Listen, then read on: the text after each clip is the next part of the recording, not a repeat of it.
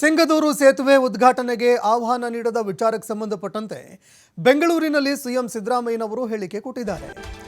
ನಿತಿನ್ ಗಡ್ಕರಿಗೆ ಕರೆ ಮಾಡಿ ಕಾರ್ಯಕ್ರಮ ಮುಂದೂಡಿ ಅಂತ ಹೇಳಿದ್ದೆ. ಪೂರ್ವ ನಿಯೋಜಿತ ಕಾರ್ಯಕ್ರಮ ಇತ್ತು, ಹೀಗಾಗಿ ಹೋಗೋದಕ್ಕಾಗ್ತಿಲ್ಲ. ಈ ವಿಚಾರಕ್ಕೆ ಸಂಬಂಧಪಟ್ಟಂತೆ ಕೇಂದ್ರ ಸಚಿವ ನಿತಿನ್ ಗಡ್ಕರಿ ಅವರಿಗೆ ಕರೆ ಮಾಡಿ ಕಾರ್ಯಕ್ರಮ ಮುಂದೂಡಿಕೆ ಮಾಡಿ ಅಂತ ಹೇಳಿದ್ದೆ. ನಿತಿನ್ ಗಡ್ಕರಿ ಅವರು ಕೂಡ ಆಯಿತು ಕಾರ್ಯಕ್ರಮ ಮುಂದಕ್ಕೆ ಹಾಕ್ತೀನಿ ಅಂತ ಹೇಳಿದ್ರು. ಆದರೆ ಇಲ್ಲಿ ಒತ್ತಡಕ್ಕೆ ಮಣಿದು ಕಾರ್ಯಕ್ರಮ ಮಾಡ್ತಾ ಇದ್ದಾರೆ. ರಾಜ್ಯ ಬಿಜೆಪಿ ನಾಯಕರ ಒತ್ತಡಕ್ಕೆ ಮಣಿದು ಈ ಕಾರ್ಯಕ್ರಮ ಮಾಡಲಾಗ್ತಾ ಇದೆ. ಇನ್ನು ಕಾರ್ಯಕ್ರಮಕ್ಕೆ ನನಗೆ ಯಾವುದೇ ಆಹ್ವಾನ ಕೊಟ್ಟಿಲ್ಲ. ರೈಲ್ವೆ ಯೋಜನೆಗಳಿಗೂ ನಾವು ಸಹಕಾರ ಕೊಡ್ತೀವಿ. ಅವರು ನಮ್ಮನ್ನ ಆಹ್ವಾನ ಮಾಡ್ತಾರೆ.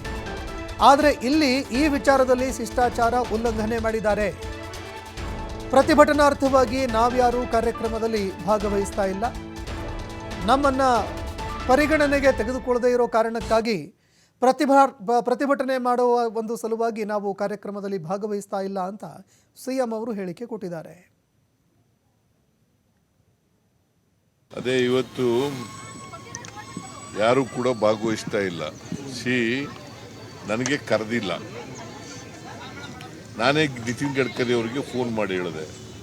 ನಿತಿನ್ ಗಡ್ಕರಿ ಅವರು ನಾನು ಮುಂದಕ್ಕೆ ಹಾಕ್ತೀನಿ ಅಂತ ಹೇಳಿದ್ರು. ಆಮೇಲೆ ಪತ್ರ ಬರೆದೆ ನಾನು. ಆದರೆ ಇಲ್ಲಿ ಭಾರತೀಯ ಜನತಾ ಪಕ್ಷದ ಲೀಡರ್ಗಳು ಬಹುಶಃ ಪ್ರೆಷರ್ ಹಾಕಿರ್ಬೋದು ಅಂತ ಅನಿಸುತ್ತೆ. ಅವರು ನನಗೇನೂ ಹೇಳ್ದೇನೆ ಮಾಡ್ತಾ ಇದ್ದಾರೆ.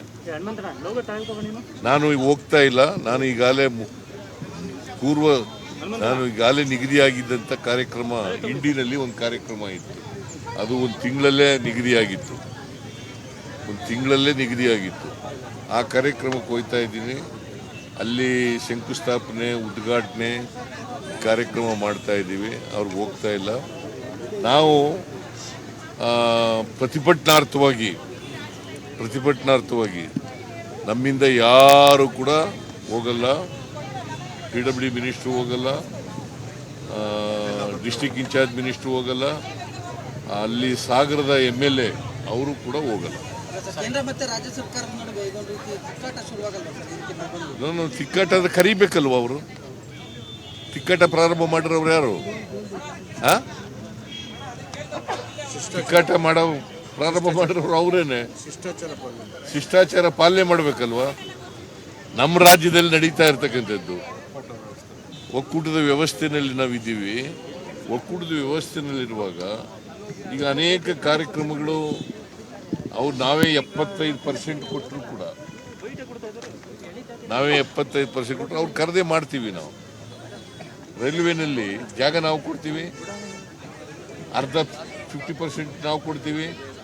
ಆದರೂ ಅವ್ರು ಕರೆದೇ ಮಾಡ್ತೀವಿ ನಾವು. ಇನ್ನು ಸಿಂಗದೂರು ಸೇತುವೆ ಉದ್ಘಾಟನೆಗೆ ಸಿಎಂ ಅವರು ಗೈರಾಗಿರುವ ವಿಚಾರಕ್ಕೆ ಸಂಬಂಧಪಟ್ಟಂತೆ DCM DK ಶಿವಕುಮಾರ್ ಅವರು ಹೇಳಿಕೆ ಕೊಟ್ಟಿದ್ದಾರೆ. ಕೇಂದ್ರ ಸರ್ಕಾರಕ್ಕೆ ಸಿಎಂ ಅವರು ಮೊದಲು ತಿಳಿಸಬೇಕು. ಕೇಂದ್ರ ಸರ್ಕಾರ ಏನಿದೆ ಅದು ಸಿಎಂ ಅವರಿಗೆ ಮೊದಲು ಈ ವಿಚಾರ ತಿಳಿಸಬೇಕು. ರಾಜ್ಯ ಸರ್ಕಾರವನ್ನು ವಿಶ್ವಾಸಕ್ಕೆ ತೆಗೆದುಕೊಳ್ಳಬೇಕು ಅಂತ ಬೆಂಗಳೂರಿನಲ್ಲಿ DCM DK ಶಿವಕುಮಾರ್ ಹೇಳಿಕೆ ಕೊಟ್ಟಿದ್ದಾರೆ. ಒಂದು ದೊಡ್ಡ ಕಾರ್ಯಕ್ರಮಕ್ಕೆ ಒಂದು ತಿಂಗಳ ಮುಂಚೆನೇ ಹೇಳಬೇಕು.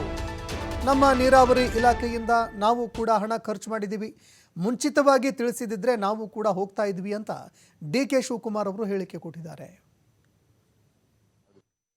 ಸೆಂಟ್ರಲ್ ಗೌರ್ಮೆಂಟು ಈಗ ಮುಂಚಿತವಾಗಿ ಚೀಫ್ ಮಿನಿಸ್ಟರ್ಗೆ ತಿಳಿಸಬೇಕು. ಅದು ಅವ್ರಿಗೆ ಸ್ಟೇಟ್ ಗೌರ್ಮೆಂಟ್ ವಿಶ್ವಾಸಕ್ಕೆ ತೆಗೆದುಕೊಳ್ಳದೆ ನೇರವಾಗಿ ಅವರು ಅವ್ರ MP ರಿಕ್ವೆಸ್ಟ್ ಮೇಲೆ ಮಾಡಿದ್ದಾರೆ. ನಾವು ಈಗಾಗಲೇ ಮುಖ್ಯಮಂತ್ರಿಗಳು ನೇರವಾಗಿ ಅದು ಪತ್ರ ಬರೆದಿದ್ದಾರೆ. ನೀವು ಇಂಥ ವಿಚಾರ ಎಲ್ಲ ನೀವು ಮಾಡಬೇಕಾದ್ರೆ ನೀವು ನಮ್ಮ ವಿಶ್ವಾಸಕ್ಕೆ ತಗೋಬೇಕು, ಟೈಮ್ನ ಅಡ್ಜಸ್ಟ್ ಮಾಡ್ಕೋಬೇಕು ಅಂತ. ಯಾಕೆಂದರೆ ಇವತ್ತು ಇದು ಒಂದು ತಿಂಗಳು ಮುಂಚಿತವಾಗಿ ನಾವು ಕೊಟ್ಬಿಟ್ಟಿದ್ದೆ. ಎರಡು ಸತಿ ಇವತ್ತಿನ ಕಾರ್ಯಕ್ರಮ ಪೋಸ್ಟ್ಪೋನ್ ಆಯಿತು. ಇದು ಭಾಳ ದೊಡ್ಡ ಕಾರ್ಯಕ್ರಮ. 2,000ಕ್ಕೂ ಚಿಲ್ಲರೆ ಹೆಚ್ಚಿಗೆ ಕೋಟಿ ರೂಪಾಯಿ ಇವತ್ತು ನಮ್ಮ ನೀರಾವರಿ ಇಲಾಖೆಯಿಂದ ನಾವು ಅಲ್ಲಿ ಖರ್ಚು ಮಾಡ್ತಾ ಇದ್ದೀವಿ, ಪ್ರಾರಂಭ ಮಾಡ್ತಾ ಇದ್ದೀವಿ. ಅದಕ್ಕೆ ಹೋಗಲೇಬೇಕಾಗಿತ್ತು. ಮುಂಚಿತವಾಗಿ ತಿಳಿಸಿದ್ರೆ ಖಂಡಿತ ನಾವು ಆ ಪ್ರೋಗ್ರಾಮಲ್ಲಿ ನಮ್ಮ ಮುಖ್ಯಮಂತ್ರಿ ಕೋಆರ್ಡಿನೇಟ್ ಮಾಡಬೇಕಾಗಿತ್ತು. ಕೋಆರ್ಡಿನೇಟ್ ಮಾಡಿಲ್ಲ. ಇಲ್ಲಿ ಅದೆಲ್ಲ ರಾಜಕಾರಣ, ಆಮೇಲೆ ಮಾತಾಡೋಣ. ಸೆಂಟ್ರಲ್ ಗೌರ್ಮೆಂಟು ಈಗ ಮುಂಚಿತವಾಗಿ ಚೀಫ್ ಮಿನಿಸ್ಟರ್ಗೆ ತಿಳಿಸಬೇಕು. ಅದು ಅವರು ಸ್ಟೇಟ್ ಗೌರ್ಮೆಂಟ್ ವಿಶ್ವಾಸಕ್ಕೆ ತೆಗೆದುಕೊಳ್ಳದೆ ನೇರವಾಗಿ ಅವರು ಅವ್ರ MP ರಿಕ್ವೆಸ್ಟ್ ಮೇಲೆ ಮಾಡಿದ್ದಾರೆ.